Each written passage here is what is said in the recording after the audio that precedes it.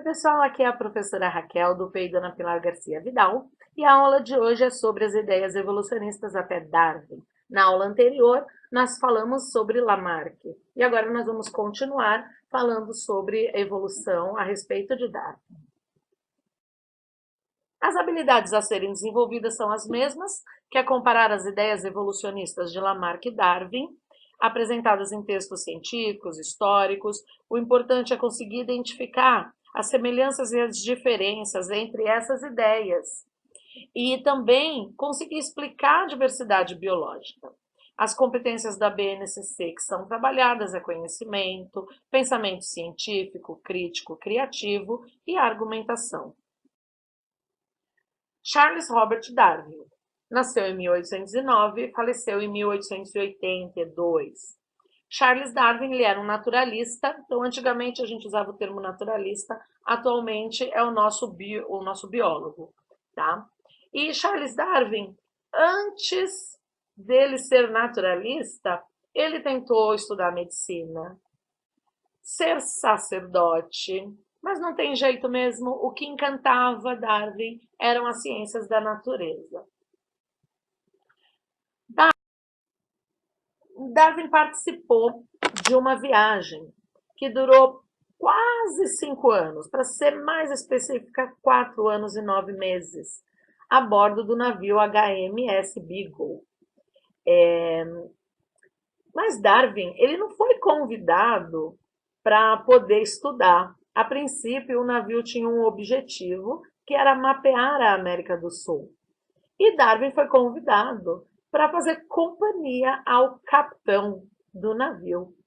Mas é impossível, né, para um naturalista acompanhar uma viagem dessas, começar a observar a grande diversidade de ambientes, as características na vegetação, fauna, flora, climas, né? E não começar a fazer as suas anotações e as suas considerações.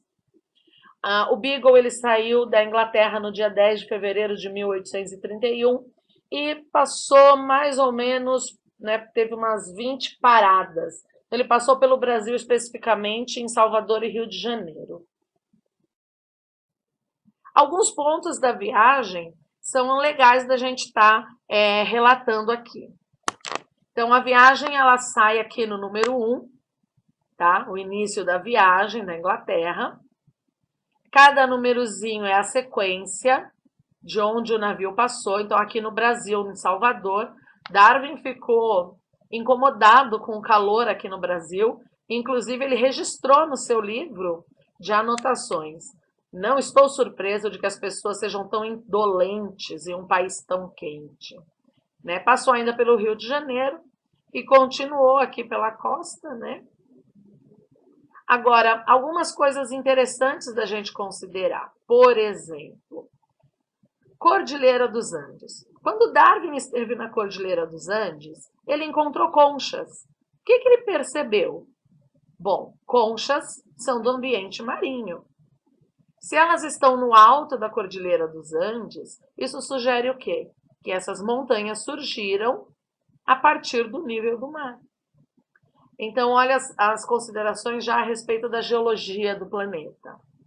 Nas Ilhas Galápagos, então, Darwin, ele viu diferentes espécies de tartarugas, de tentilhões, ele viu a diferenciação das espécies, foi a partir daqui que ele deu o seu passo inicial, né, para a sua teoria da evolução. E daqui a pouquinho, né, nós vamos falar sobre os tentilhões, esse estudo que ele fez sobre os tentilhões. Continuando aqui a viagem, na Austrália, Darwin ficou espantado pela fauna ser tão diferente e se perguntar por que esses seres eram tão diferentes de outros mamíferos do planeta. Ainda, Darwin estudou os corais nas ilhas e ele fez até uma teoria a respeito da formação dos recifes de corais. Bom, os tentilhões de Darwin. Não tem como a gente falar sobre a ideia, né, a teoria de Darwin, o darwinismo, a teoria de Darwin que é baseada na seleção natural, se a gente não abordar o estudo dos tentilhões. Por quê? Darwin observou que nas Ilhas Galápagos tinham 14 espécies de tentilhões. Os tentilhões, se nós observarmos nessas espécies, nós temos uma grande diferença com relação aos bicos. Então, nós vamos ficar atentos aos bicos. Os tentilhões das Ilhas Galápagos, tá? Aqui é uma distribuição. Então, nós temos aqui as ilhas, tudo bem? Os números aqui em cima indicam a quantidade, né, de tentilhões de espécies na ilha, de cada uma das espécies que tinham na ilha, tá? Então, aqui, ó.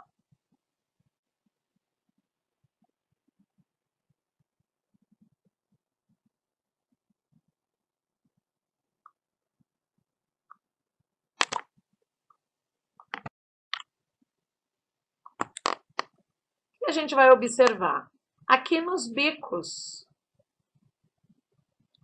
Esse bico 1, olha bem, esse alicate aqui. Esse bico 1 seria um bico muito resistente, um alicate forte.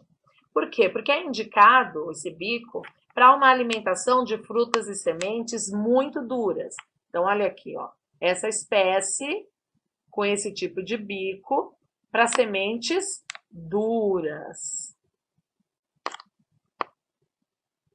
Esse outro tipo de bico aqui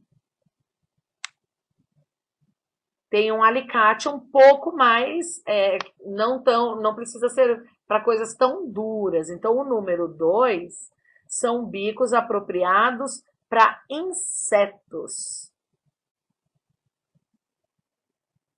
O número 3, se a gente observar, são pequenos insetos. O 2 são insetos grandes e o 3 são insetos pequenos. Olha a diferença no bico. O 4, se nós observarmos bem, são frutos pequenos e duros. É um bico mais rechonchudinho. E o 5 é o néctar, né? Um bico mais afinadinho. Então, para cada tipo de bico, você observa um tipo de alimentação. Olha, então essa espécie se alimentava de frutos, né, insetos, essas duas espécies aqui, são os tentilhões que ficavam nas árvores, né? Você tem tentilhões que são cantores, os tentilhões de solo se alimentavam de cactos, olha o bico do que se alimentava de cactos, ó. Os que se alimentavam de sementes. O que Darwin percebeu, né? Qual foi a conclusão que Darwin percebeu? Bom, Galápagos, as ilhas, têm diferentes ambientes, têm diferentes tipos de alimentos e existe uma variabilidade natural, quer dizer, esses tentilhões, eles têm características diferentes em cada uma das ilhas. Ele se pergunta qual seria o motivo, né, para essa grande variedade.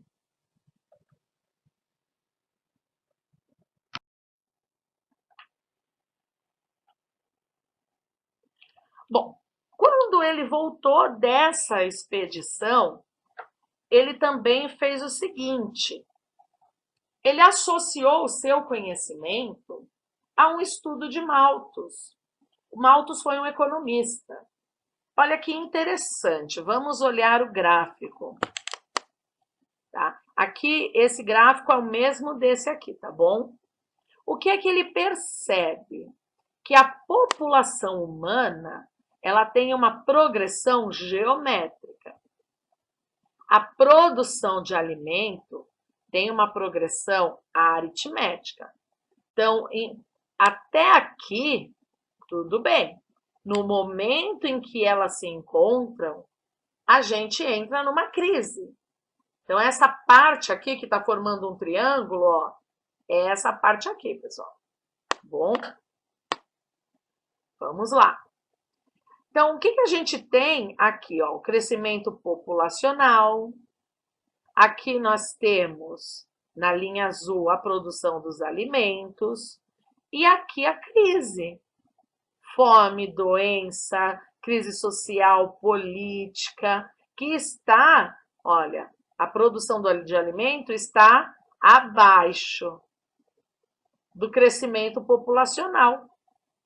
Então, Darwin, em cima dessa interpretação econômica de Malthus, porque Malthus estava fazendo um estudo econômico, que se a população cresce demais e a produção de alimento não acompanha, vem a crise. Darwin ele tirou uma conclusão mais voltada para o seu lado naturalista, que a partir daí a gente tem a luta pela sobrevivência. E é o que acontece no caso dos tentilhões, né? Ele observou o seguinte, que você tem diferentes ambientes encontrados em cada ilha, que você tem uma variabilidade natural apresentada pelos seres vivos, e Darwin imaginou o seguinte, que em algum momento da história dessas aves, a população de tentilhões, ela se espalhou pelas ilhas do arquipélago. Só que o ambiente nessas ilhas, ele não era igual, ele era diferente, com uma oferta de alimento diferente. Então teria ocorrido um tipo de seleção, que seria uma luta pela sobrevivência, em relação às características das aves, com o formato do bico. Então, na ilha onde você tem para comer sementes duras, quem vai ter a melhor características? Os tentilhões com os bicos apropriados, mais fortes. Eles vão ter vantagem e vão sobreviver. Os tentilhões que não têm essa vantagem, o que é que vai acontecer? Ou eles têm que ir para outra ilha, ou eles vão acabar morrendo. Essa é a luta pela sobrevivência. E esse é o princípio da seleção natural. Tá? Então, a seleção natural de Charles Darwin, ela diz basicamente o seguinte, que os indivíduos mais adaptados a um determinado ambiente em relação aos outros, eles vão se sobressair. Agora, entenda que a expressão mais adaptado não sugere que o indivíduo se modificou. Se refere ao seguinte, eu tenho vários indivíduos com características diferentes.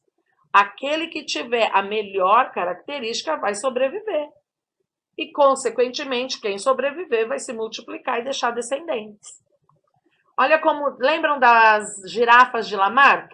Olha como Darwin explicaria as girafas. Então, olha só, nós temos várias girafas com pescoços de tamanhos diferentes. Quando a alimentação fica escassa no ambiente baixo, quem vai conseguir alcançar o alimento na parte alta? As girafas que têm o pescoço alongado. O que vai acontecer com aquelas que não têm a melhor característica? Quem não tem a melhor característica ou encontra um outro local para viver, ou vai ser extinto. Wallace, nós podemos dizer que ele foi muito importante para Darwin. Por quê? Wallace ele também era um naturalista e ele fez um trabalho muito semelhante ao de Darwin. Só que ele fez na Amazônia, né? E ele fez com insetos, peixes e insetos. Então ele usou o rio Amazonas, né? No caso, ele usou o rio Amazonas e as suas duas, como é que eu posso dizer? Seus dois lados do rio, né?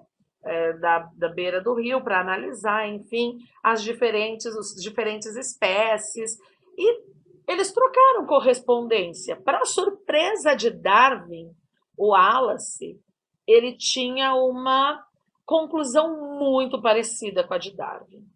Então, Darwin que se encarregou de enviar para a comunidade científica na época os dois postulados, né? Na época mesmo, a comunidade científica ela acabou analisando, não deu muita importância. Alguns anos depois, quando Darwin ele formulou melhor, né, o seu texto, foi atribuída a Charles Darwin a teoria da seleção natural. Então, a ideia de que um ser vivo, né? Nós temos os seres vivos, uma população, ela vai ter indivíduos com características diferentes. E o ambiente, ele vai selecionar aquele que tiver a melhor característica. O que é o melanismo industrial? Antes da Revolução Industrial, nós tínhamos menos poluição. Então, os troncos das árvores, elas tinham mais líquens, era mais esbranquiçado. O que acontecia com a mariposa? Olha só, aqui nesse círculo a gente tem uma mariposa, dificilmente a gente enxerga. Olha aqui a mariposa. Ela fica muito bem camuflada. Um pássaro enxerga com facilidade a forma, né? Essas formas mais escuras. O que ele vai e se alimenta dessa forma mais escura. Então, antes da industrialização, era mais comum a gente enxergar, em ter no ambiente, as mariposas assim, mais claras. Depois da Revolução Industrial, começa a ter as máquinas, começa a aumentar o nível de poluição, os cascos vão ficar escurecidos. Então, eu tenho as duas mariposas, mas neste ambiente, quem é que tem a melhor característica para sobreviver? É a mais escura. Por quê? Porque ela fica mais escondida. Então, quem que um predador, um pássaro vai enxergar melhor é essa daqui. Então, a tendência é ela diminuir. Então, a seleção natural, o ambiente vai selecionar quem tem a melhor característica. A adaptação, ela diz respeito ao seguinte, tá? Ela vem depois da seleção natural. Adaptar não significa que você está mudando para sobreviver. Você já tem a característica, tá? Então, seria mais ou menos assim. Você tem a variabilidade genética, seres vivos diferentes, são essas bolinhas, de tamanhos variados. Seleção natural. Bom, quem é apropriado para passar no funil? A bolinha pequena. Então, o mais adaptado é a bolinha pequena, neste exemplo. Então, isso é adaptação. Tá? E aqui a gente tem alguns exemplos de adaptação. Um urso polar, né, ele é adaptado, quer dizer, ele tem a melhor característica para viver neste ambiente. Aqui algumas considerações para a gente poder comparar um pouquinho Lamarck e Darwin. Então, a teoria de Lamarck, o lamarckismo, já é uma teoria que foi desacreditada, ela não existe mais. Ela foi muito importante porque ele foi o primeiro a falar sobre diversidade de seres vivos. Então, Lamarck ele fala o seguinte, que o ambiente cria, impõe necessidade que obriga o ser vivo a se transformar para poder sobreviver no ambiente. E que essas características, né, através da lei do uso e desuso, elas vão ser transmitidas aos descendentes. Darwin não. Darwin diz o seguinte, os seres vivos já têm características variadas. E algumas características são melhores. Então, o meio ele exerce uma seleção natural. Aquele que tiver a melhor característica para aquele tipo de ambiente vai sobreviver. E aquele que não tiver, ele vai ter que buscar um outro ambiente ou ele vai morrer. E, obviamente, aquele que é mais vantajoso, aquele que tem a melhor característica, é aquele que vai se reproduzir. E é por isso que essa característica ela vai prosseguir nos descendentes, porque é ele que sobreviveu para reproduzir. Bom, só que Darwin, ele falava assim, os seres vivos são diferentes, mas ele não sabia explicar como. Ué, como? Como que o ser vivo é diferente? Como surge a variação? Então, o darwinismo ele foi melhorado e surge o neodarwinismo. O neodarwinismo, ou teoria sintética da evolução, é a seleção natural, porém ele explica Olha, o que é que faz um ser vivo ser diferente do outro? Nós temos mutação, que pode modificar as características, e temos a variabilidade genética através da recombinação dos genes. Nós não temos aí a reprodução sexuada? Reprodução sexuada não mistura gene do pai com gene, isso é uma recombinação. Então, o neodarwinismo, ele vem explicar, ele vem completar o que o darwinismo não conseguia explicar. Tá? Então, o neodarwinismo aqui, mais um exemplo para vocês, ele considera que mutações e recombinação gênica, quer dizer, a mistura de genes, fazem a variabilidade, ou seja, a variação, as características diferentes. Aí nós estamos no ambiente, que vai ter o processo de seleção natural, onde o mais adaptado, ou seja, o que tiver a melhor característica, vai sobreviver. Professora, o que é especiação? Essa vai ficar para a nossa próxima aula. E aqui um exemplo de neodarwinismo, né? Por exemplo, resistência das bactérias ao antibiótico. Olha só que interessante, pessoal. A bactéria, primeiro, ela tem que ter a capacidade de mutação e de recombinação gênica, tá? Então, nós temos aqui uma bactéria que vai ter uma modificação na sua característica. Então, vamos aqui, olha, grupo de bactérias. Nós temos as amarelinhas, que são menos resistentes ao antibiótico. Essas aqui, mais alaranjadinhas, são menos resistentes. Aqui é um pouquinho mais resistente, mais resistente, mais resistente, muito mais resistente. Então, olha que uma população, ela tem características diferentes. Usei o antibiótico. Olha o que aconteceu. Primeiro, vão morrer as bactérias mais fraquinhas. E vão sobreviver as bactérias mais resistentes. Se eu não acabar com essas bactérias mais resistentes, elas vão se multiplicar e formar uma nova população. Por isso é complicado o uso indiscriminado de um antibiótico.